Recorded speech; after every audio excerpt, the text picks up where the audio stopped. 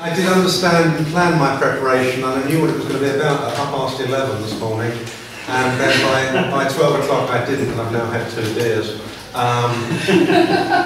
Sorry, the reason I can remember why this was called a possibility was because I don't know the answer, and I'd like to kind of talk through an experience that we've had with the MOOC to see if it makes any sense, and to see if it makes any sense in the context of language learning. And clearly, you might know the answer to that, and I certainly don't.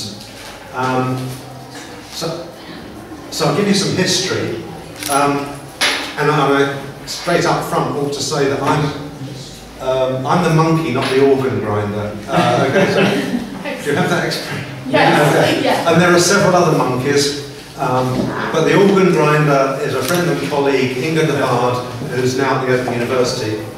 And she was the architect and the visionary for this MOOC that I'm going to talk about. And I have shamelessly got her slides from SlideShare, just so that I can remember what it was that we were doing in 2011. And that's a challenge, believe me, remembering what we were doing in 2011.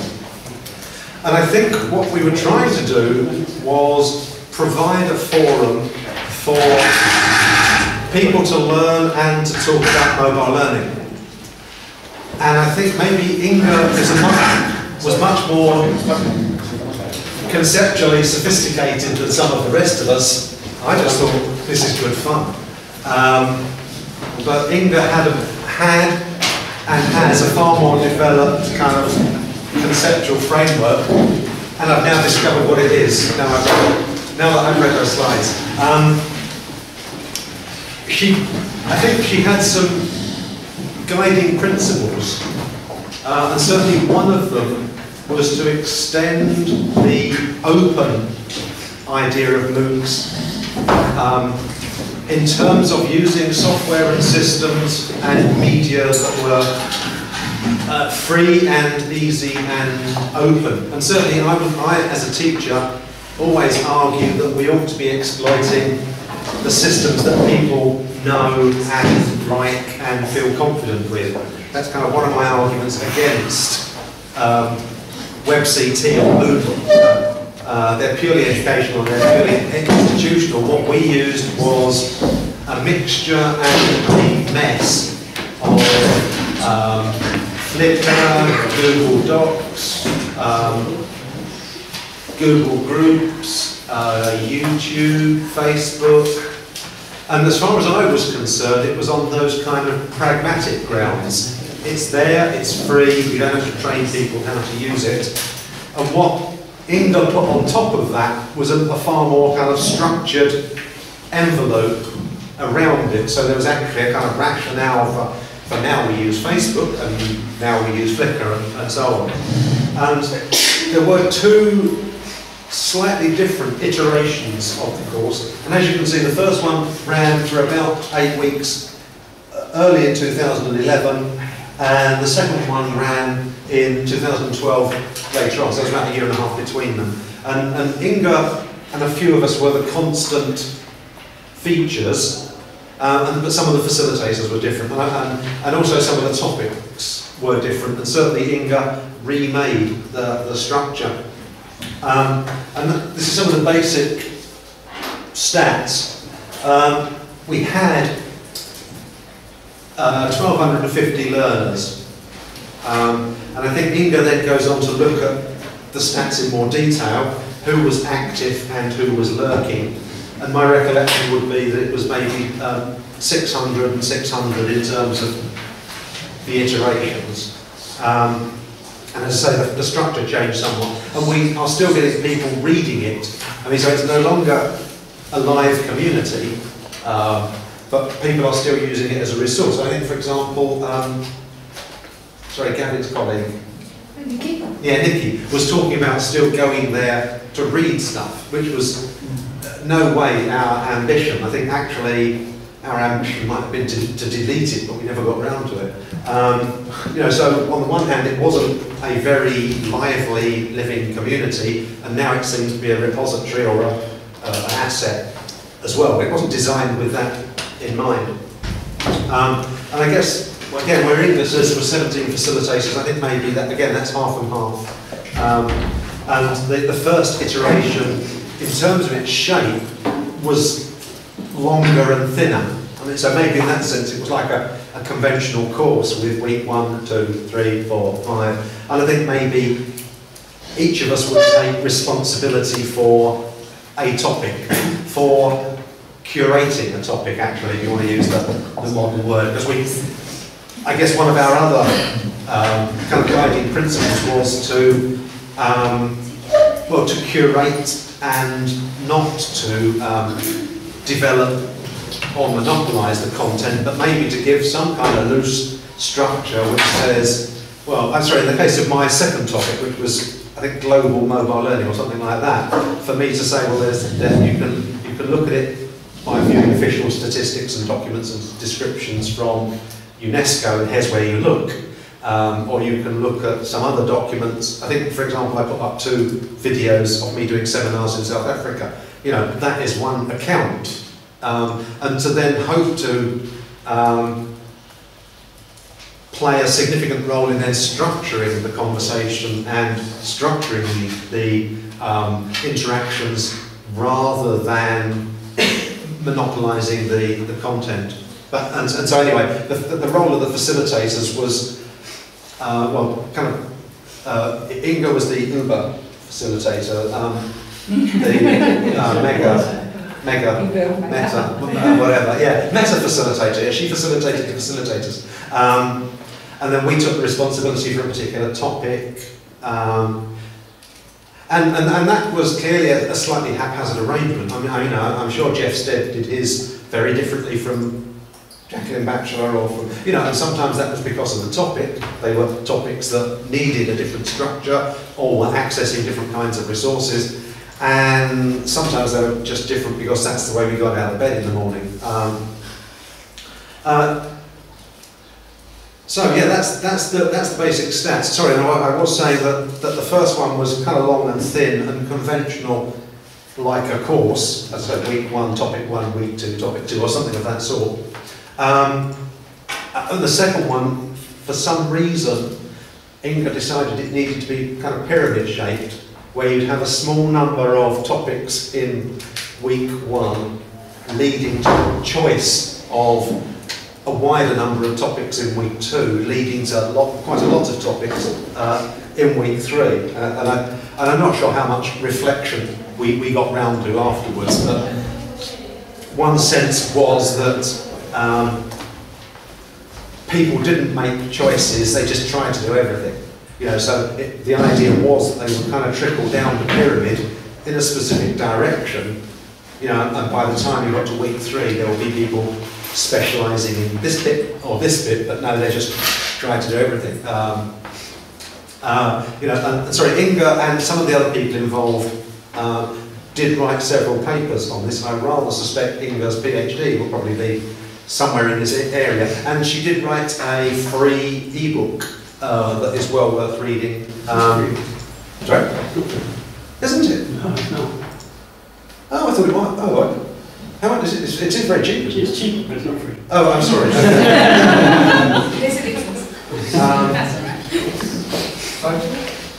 Is there a title? MOOC yourself? she's Belgian. She's, you know, it's not her first language.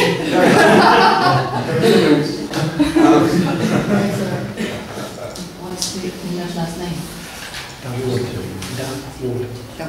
Oh, D-E. Double. Yeah. Yeah. Whiskey Alpha Romeo Delta.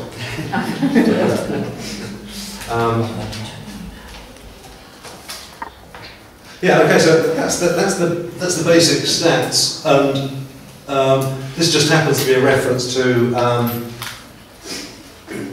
And I think her conception of it was that there would be a central core technology, if you like, which was Wikispaces, and that then, so you go there, and that would direct you to the other stuff. So in fact, there is a slight difference in the kind of look and feel. This is the 2011 one, which was archived, and then that's the 2012 one. There's not a great deal of difference, as I say, in the look and feel, and this is a kind of, you know, shambolic set of introductory remarks. But down here on the left-hand side, your left-hand side, my left-hand side as well, actually. You can see the general structure in terms of topics, introduction, and Inga was very keen on not just the kind of active learning in terms of discussion, but actually promoting the idea of people having a project. I mean, so much so that I think she got money from maybe Mozilla or someone like that, so that we could have a kind of voting system, and people could start their projects early on, and at the end there would be some kind of voting system and someone got a prize. I'm not saying that's a kind of essential characteristic of even this MOOC, let alone any other one, but you can see the pyramid structure in the sense that there are 3 topics early on, 2 of which are kind of essentially structuring, the introduction and the planning of project, and then 1 on basic concepts. And you can then see how it broadens out slightly. Someone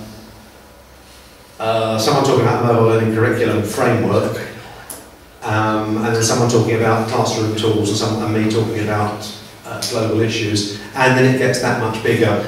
Augmented learning, corporate learning, activism, kind of M for D, games, health, pedagogy, and training the trainer. And this is to some extent a kind of fairly personal, this is basically Inga's friends. And it was, you know, I think deliberately an informal and friendly environment, you know, so you do get her. Hello and welcome to Moby MOOC. I'm really happy that you're here, so benvenuto, namaste, ciao, willkommen, karibu, yebo, salam alaikum, mashkar, konnichiwa, ni hao, and of course, dobro pojalovit to our Russian-speaking friends, and goeiedag. I am Inge. And so on.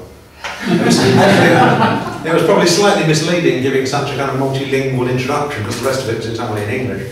But that's probably mobile learning for you anyway. It's almost universally in English. And then, so if you look at, sorry, I'll choose my topic, not because it was I necessarily think it was done well, but at least I can remember it. Yeah, there we are. So certainly my understanding of the principles we were working to, I think each of us shot some video. This one's, don't have a look at this one, it's the one thing I've regretted almost from the instant it was done, because I was severely jet lagged and kind of falling asleep into the camera. That's when everyone's going to watch it now.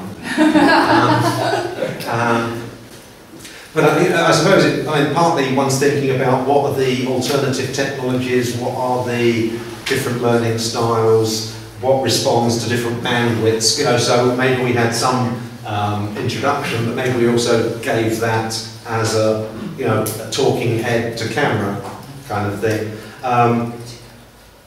But then I've tried directing people to different sources. Well, I've even mentioned Mobile Learning Conference with a better Spanish-speaking representation, so, you know. Bibliographies, various other online video resources, a kind of self-critique in a way, talking about what kinds of resources are available and what ones are not. And I suppose asking people to read and review those in as critical and kind of comprehensive a way as possible. You know, to not just say, this is out there and it's authoritative, or this is out there and it's from the GSMA or UNESCO and it's authoritative, but actually asking, I don't know, maybe whose interests are being served, why are they saying this, what have they got to say. And then there's more of it from a variety of different sorts, and that's actually a much better one from the University of KwaZulu-Natal. And then the idea was you kind of flip over into the other space, which was the discussion space, where I suppose it was kind of like the methodology of moderating chat in a learner management system. You know, so that was the that was how it looked in my head, or how it looked in our heads maybe. And as I say, you can see a slightly different kind of plan, slightly different personnel, and a slightly different structure on different weeks. I think at some point late in the day, Inga realised that she had a mass of data, and her eyes started to light up. Here is peer-reviewed journal material going out. And was interested in part about was there a resonance or an alignment between mobiles and MOOCs? Was the medium the message? Were people actually accessing a course about mobiles on their mobile? So actually, yeah, quite a lot were, and for various reasons. And she's probably got, where possible, far more statistics about who they were and where they were doing it and all of those kinds of things.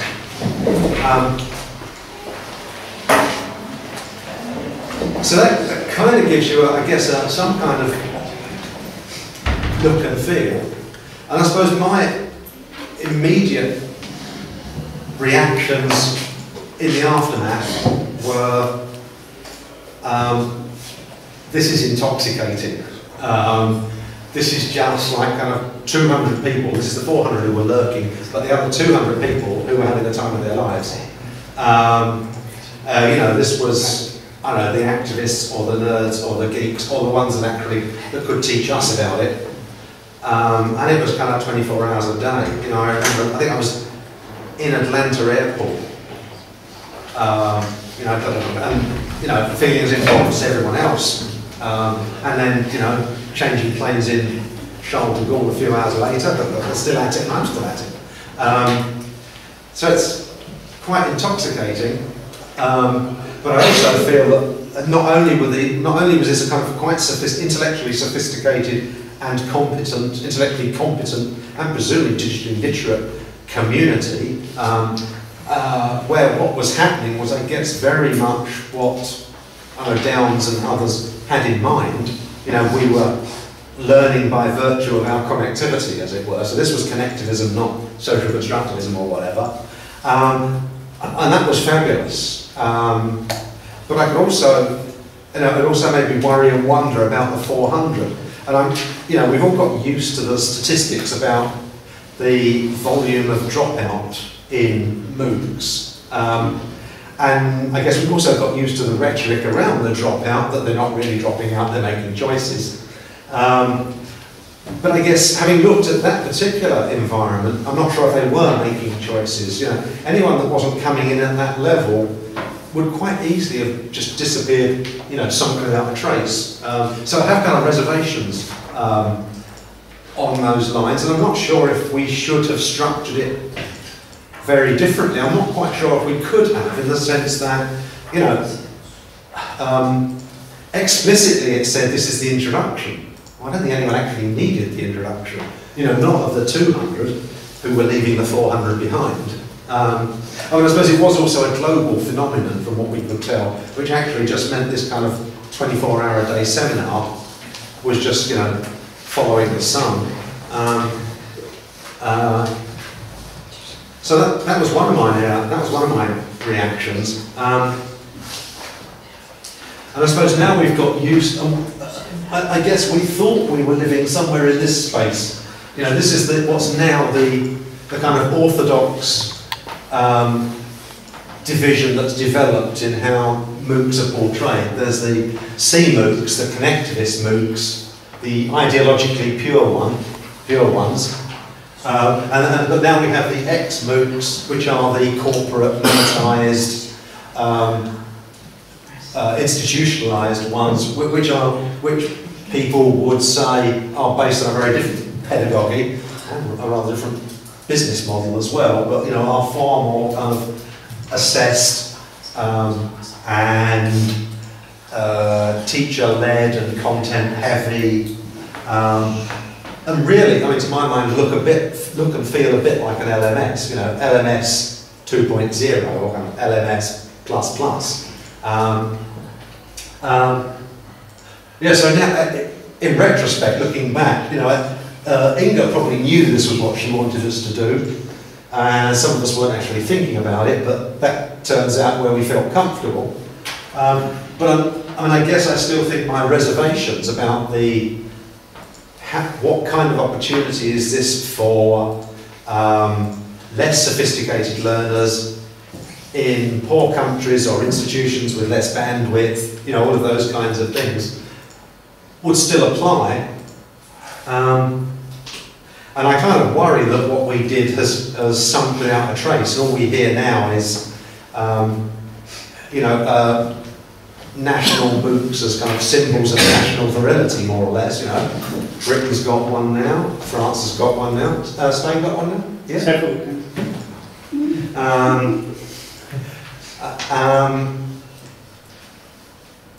And so I've kind of moved on to seeing if this is actually a kind of, how we did this. Our one was a sensible and appropriate formulation for actually less developed countries in the world, or countries with poorer bandwidth, or countries where a much more explicit kind of collaborative rhetoric, like a kind of, as a kind of post-colonial option, might actually work, and recognising that, you know, all of this stuff, Coursera, Udacity, Future Learn, is going to leave Southern Africa, you know, dead by the highway.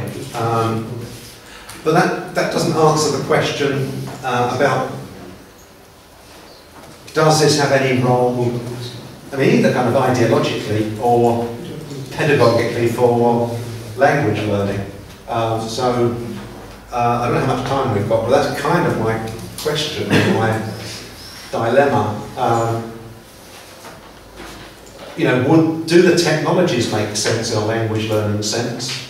And does the pedagogy, the connectedness pedagogy, maybe make any sense for language learning and language teaching? As I say, I don't know.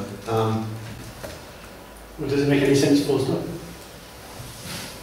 Oh, well, you know. I mean, Stephen Downes defends it to the death, but there's lots of people that say connection isn't a learning pedagogy.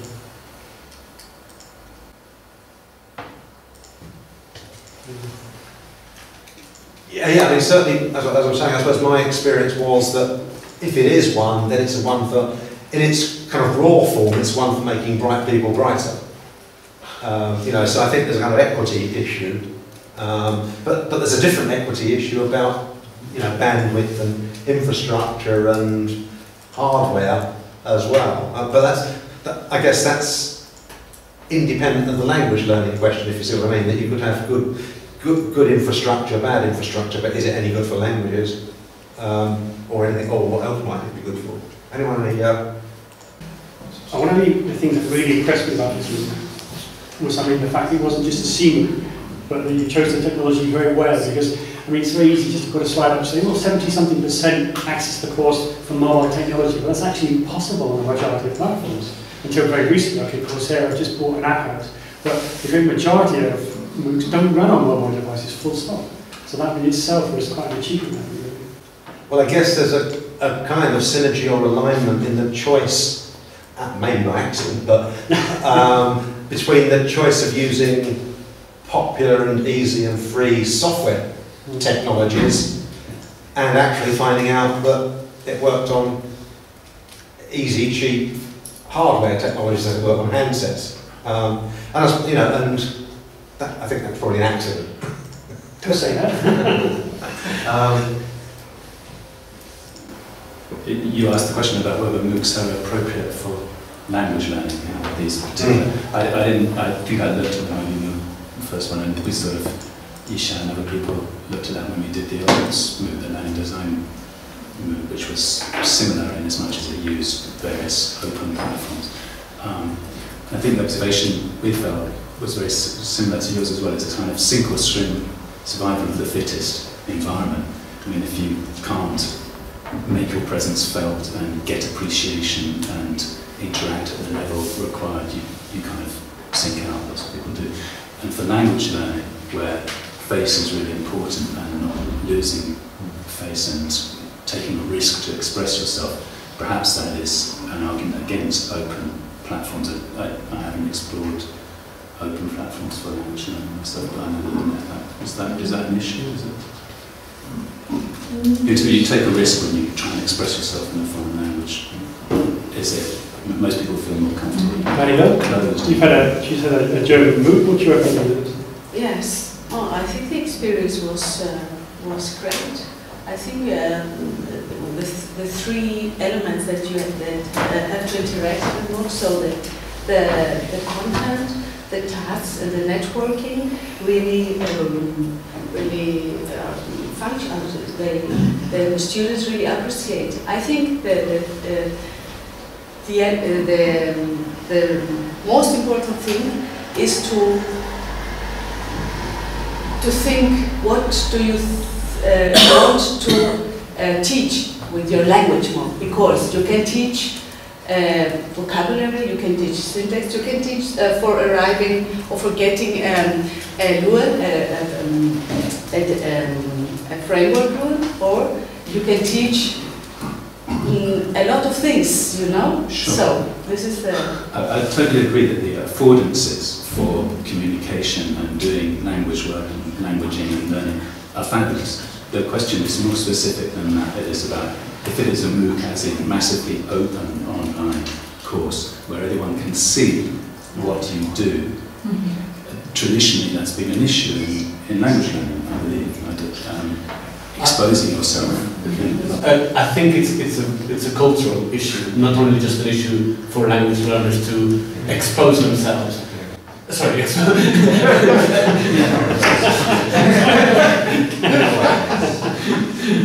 take a risk online and possibly be exposed in that sense.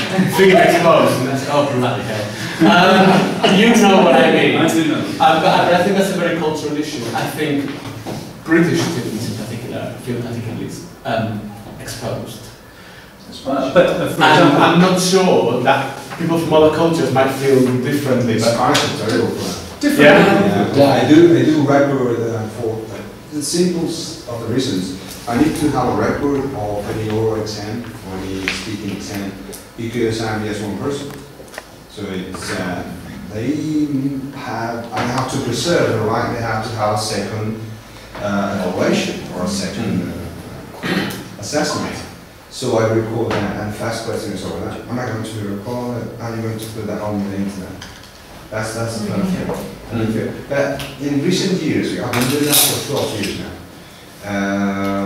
First with analytical and now digital and everything. But I've never done anything legally for them to sign, but in any case. You are being recorded. That's something that we don't consider. It's something that I see less and less happening. That at first, people were in shock.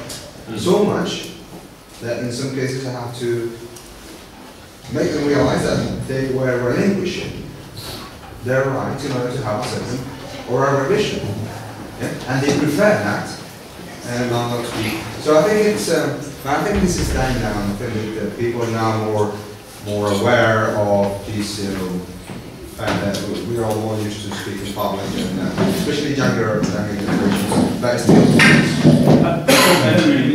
I can agree that there are cultural differences, but there are individual differences. Absolutely. So when I say it's seen or swift a MOOC environment, I mean exactly that. For people who are, you know, if I say I'm going to video you, we have an exchange in one of my classes with some Malaysian students. They send us a video of them all saying, hi, I'm such and whatever. My students, half of them want to do it, half of them don't.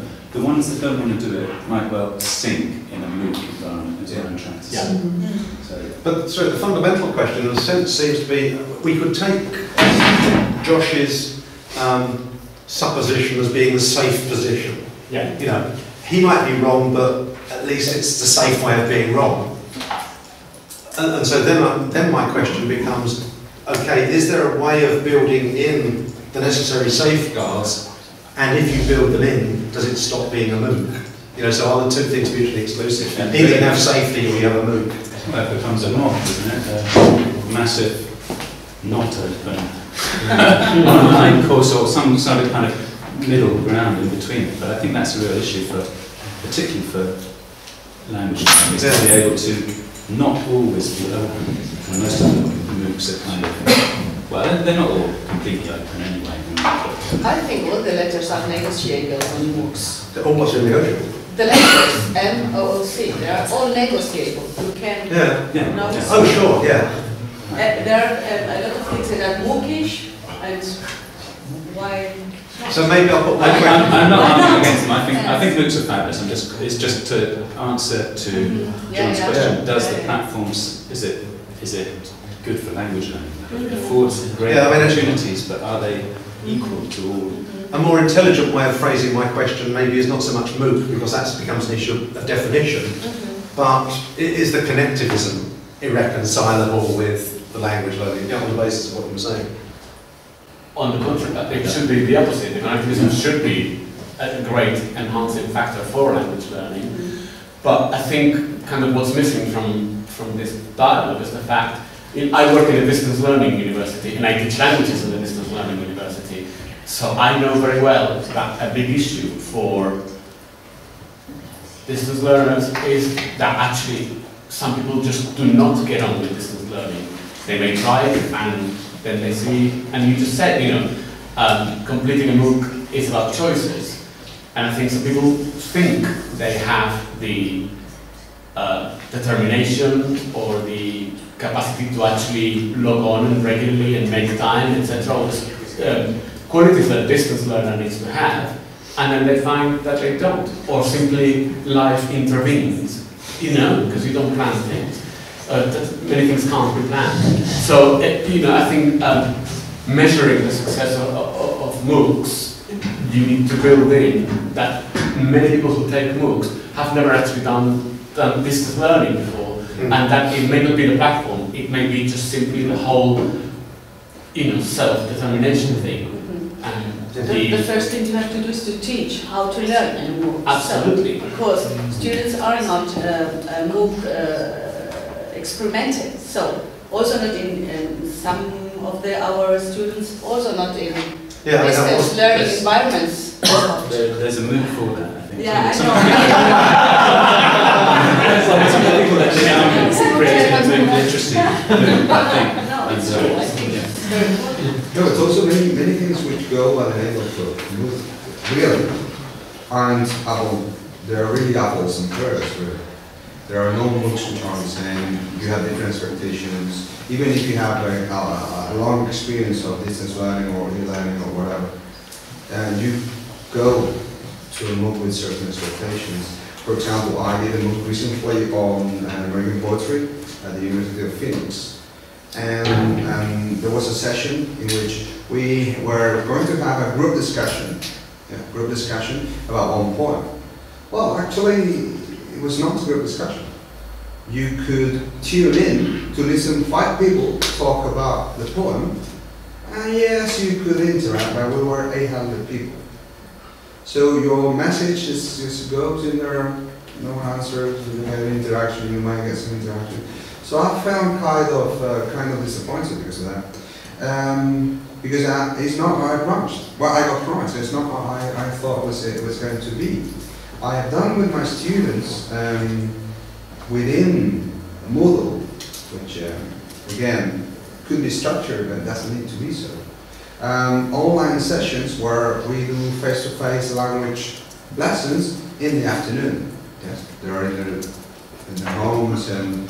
So that connects activity, and that went very well. But you need the face, you need it for languages, you need that. There are other things you can do, but if you want to practice speaking and that, you still need face-to-face. My point is, does that need to be, because there are other things you have to teach. You have to teach them that when you count 1 and 2, you cannot do that. You don't need the face for that. No, I think it helps. For some people who need image because they find it difficult.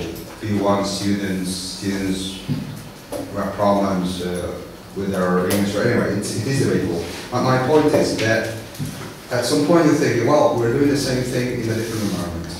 And this is what keeps coming back to me. That if I'm doing the same thing in a different environment, I keep telling myself that I don't.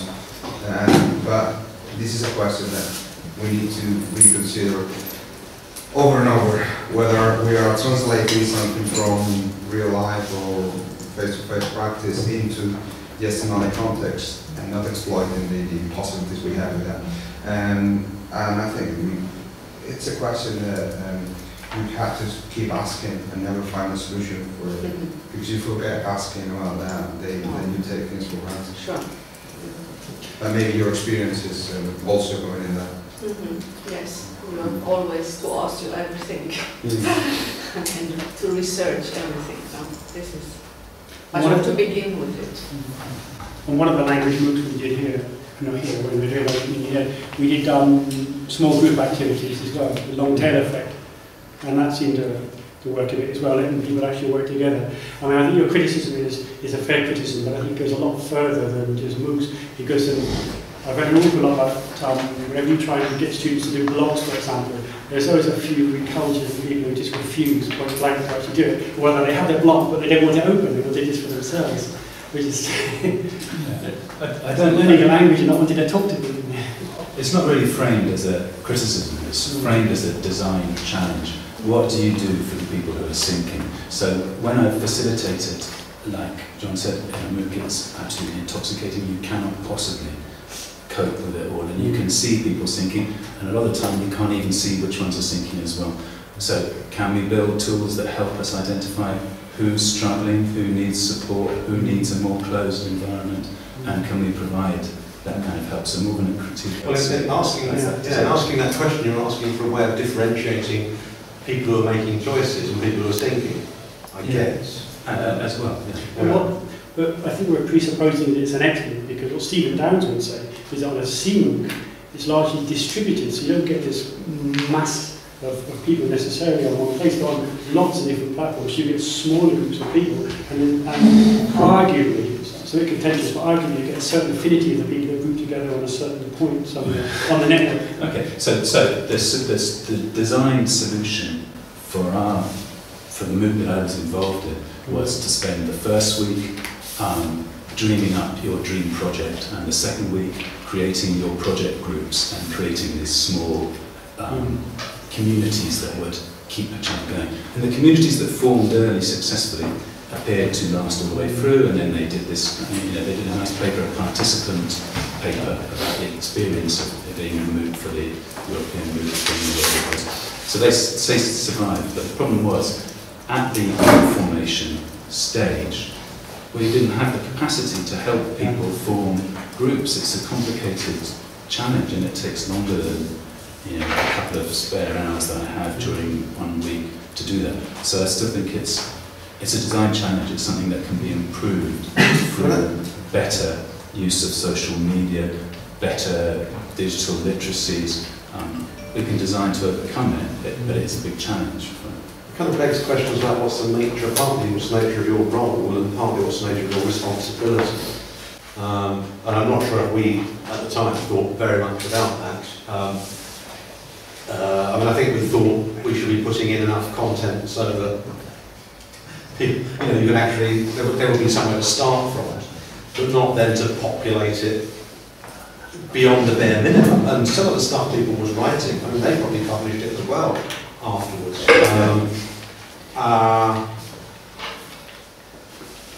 But as I say, I'm not quite sure, I don't think we have a very kind of fully rounded version of the nature of our responsibilities.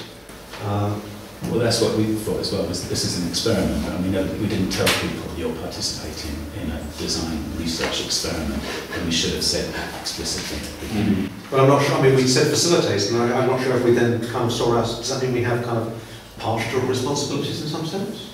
Ethical responsibilities.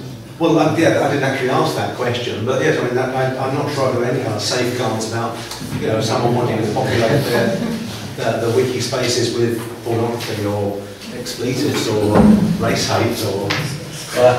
Thank you very much. I think we should stop here. We're going to thank